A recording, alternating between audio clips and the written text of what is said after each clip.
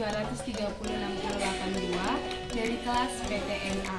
Saya mahasiswa dari Program Studi Peternakan, Fakultas Pertanian, Universitas Sumatera Utara Medan.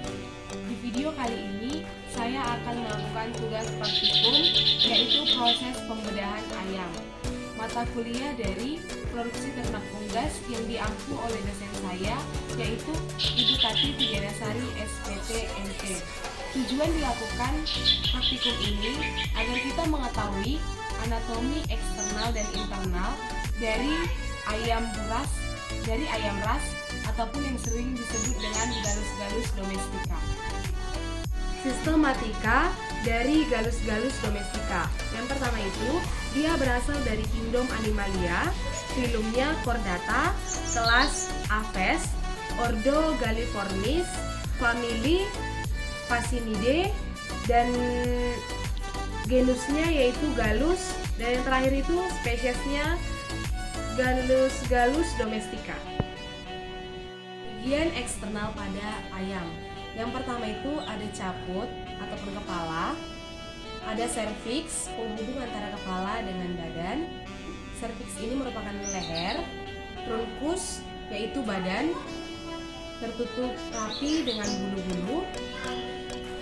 Di sini ada ekstremitas anterior yaitu alat penggerak atas dan ekstremitas posterior ataupun alat penggerak bawah.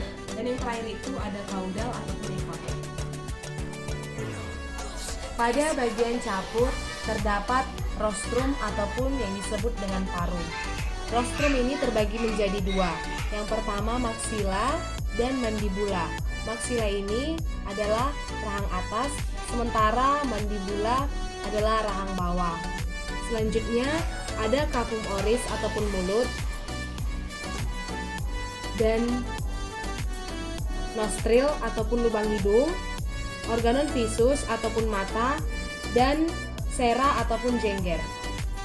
Selanjutnya anatomi bulu pada Aves. Berdasarkan letaknya, bulu dibedakan menjadi beberapa bagian. Yang pertama itu ada tetrikes. Tetrikes merupakan bulu yang menutupi badan. Tetrikes, bulu yang berada pada pangkal ekor daripada si ayam. Remiges yaitu bulu pada sayap. Dan ada parapterum, bulu yang menutupi daerah pada bahu. Dan yang terakhir itu ada alula, bulu kecil yang menempel pada ibu jari ataupun digit kedua. Berdasarkan susunan anatomisnya, bulu dibedakan menjadi 3. Yang pertama itu ada plume. Ini adalah plume. Biasanya ini terdapat pada sayap. Bagian sayap. Di sini ada bagiannya. Yang pertama itu ada kalamus. Yang memanjang ini adalah racis. Sementara sayap kiri dan bulu kiri dan bulu kanan ini termasuk disebut dengan vexillum. Yang kedua itu ada plumule. Sama seperti plume, namun ini memiliki ukuran yang lebih kecil. Kalamusnya lebih kecil dan ukuran bulu yang lebih sedikit. Yang ketiga itu ada filoplume. Dia menyerupai seperti rambut. Pada ujungnya terdapat barbae dan barbule.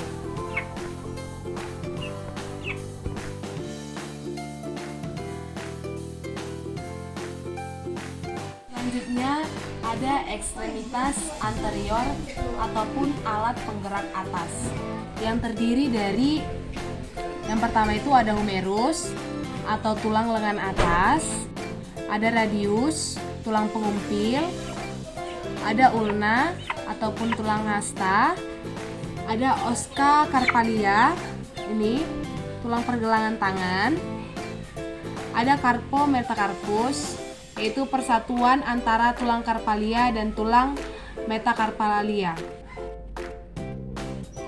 Selanjutnya ada ekstremitas posterior ataupun alat penggerak bawah. Yang terdiri dari yang pertama ada os femur atau tulang paha yang panjang. ada patella, lutut yang kecil, ada tibia tarsus, persatuan antara tulang tibia dan tarsalia, ada fibula ataupun yang disebut dengan betis, ada tarso-metatarsus yaitu bagian yang menonjol,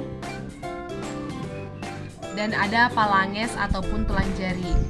Yang ini jari pertama memiliki 1 phalanges, jari kedua memiliki 2 phalanges, jari ketiga memiliki 3 phalanges, dan jari keempat memiliki 4 phalanges.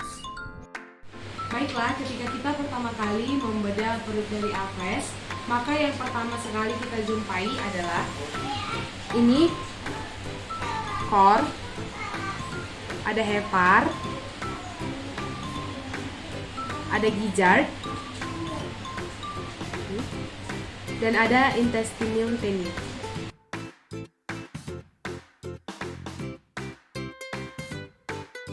Selanjutnya di bagian tractus digestivus ataupun proses pencernaan.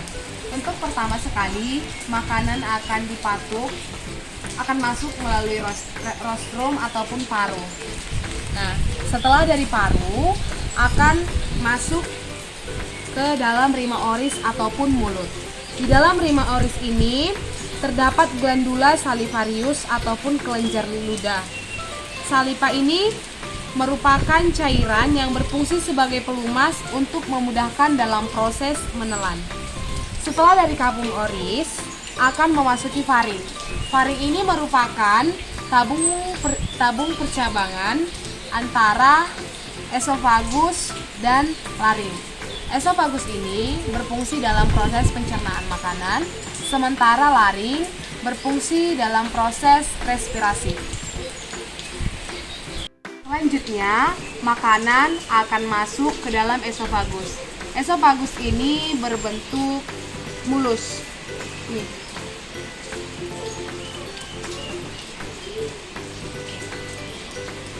Yang berfungsi sebagai jalan atau saluran makanan dan minuman dari faring ke ventriculus. Nih. Lalu di sini ada crop. Nih. Crop ini berfungsi sebagai bagian dari ventriculus yang menjadi tempat penyimpanan makanan sementara sebelum disalurkan. Enzim yang dihasilkan di dalam crop ini adalah enzim amilase dan pipialin. Enzim ini berfungsi untuk mencerna karbohidrat, sehingga pada crop terjadi pencernaan karbohidrat yang pertama sekali. Selanjutnya, setelah dari crop akan menuju proventriculus. Proventriculus ini merupakan tempat antrian makanan sebelum masuk ke gizzard. Ini adalah gizzard. Di sini terdapat kerikil halus. Di proventriculus terjadi pencernaan protein pertama kali karena mengandung enzim peptin dan HCl ataupun asam klorida yang bertugas mendegradasi protein menjadi asam amino. Setelah dari proventriculus ini, makanan masuk ke gizzard. Ini gizzard. Material pakan dipecah di sini dengan kontraksi otot. Pada gizzard juga terdapat grit ataupun kerikil. Grit adalah sumber mineral yang membantu gizzard untuk mencerna makanan. Setelah dari gizzard ataupun ventriculus akan masuk ke intestinum tenue. Intestinum tenue ini ada 3. Yang pertama duodenum, yang kedua jejunum, dan yang ketiga ileum. Nah, ini yang merupakan duodenum.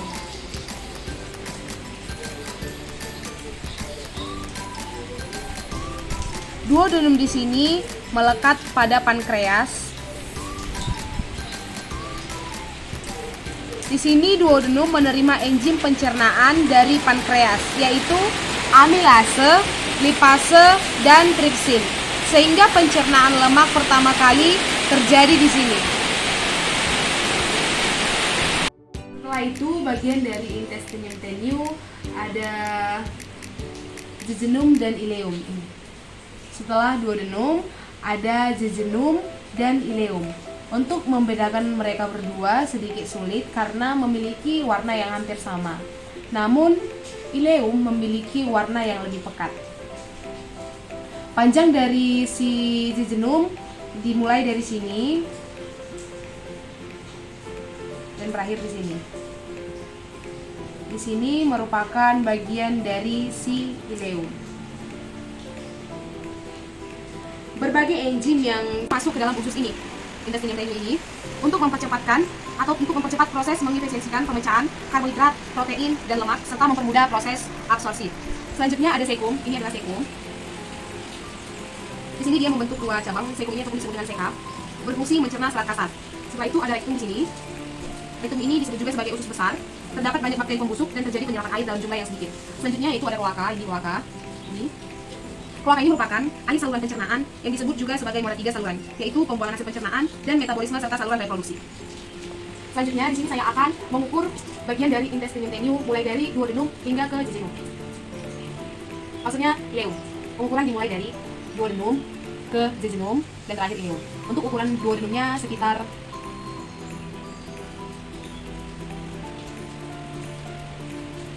19 cm. Lalu untuk ukuran jejunumnya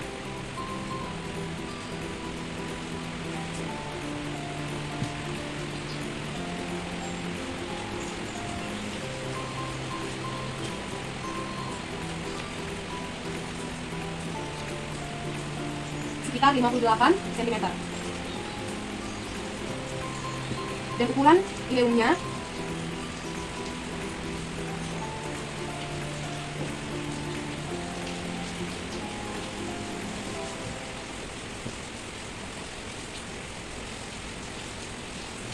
ada sekitar 50 cm.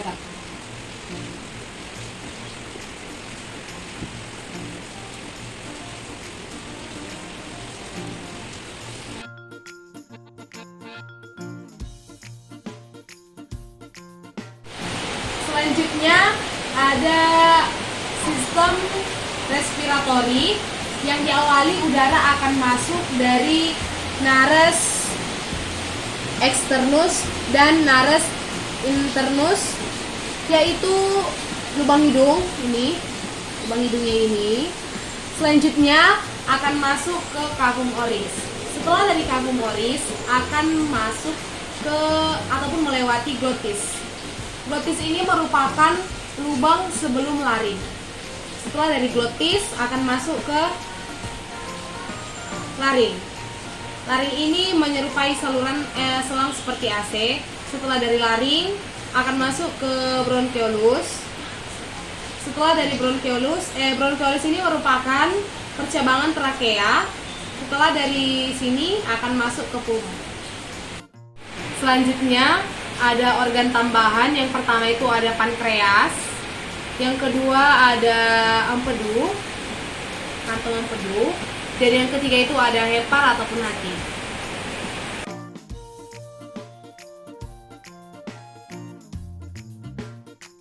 Selanjutnya ada pankreas. Ini pankreas. Pankreas ini terletak di antara usus duodenum yang berfungsi sebagai kelenjar endokrin dan eksokrin. Kelenjar endokrin yaitu mengekskresikan hormon insulin dan glukagon, sementara kelenjar eksokrin yaitu mengekskresikan pankreas jus. Selanjutnya di sini ada kantung empedu.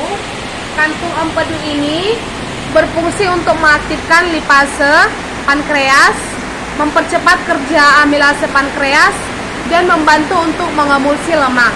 Dan yang terakhir ada hati. Ini hati. Fungsi fisiologis hati yaitu sekresi empedu, detoksifikasi racun atau penawar racun, metabolisme protein, karbohidrat, dan lemak.